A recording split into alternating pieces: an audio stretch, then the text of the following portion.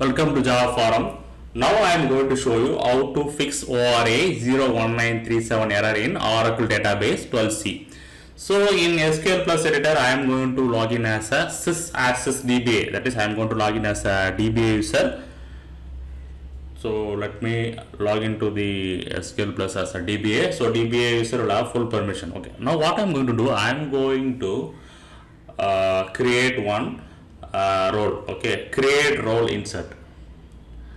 Okay, you can see that ORA-01937 missing or invalid role name, which means that see I have created the role name which is Oracle reserved keyword. Okay, so insert is the Oracle reserved keyword. We can't create the role name as insert. Okay, so provide the valid role name. So provide valid role name. So C ## my roles.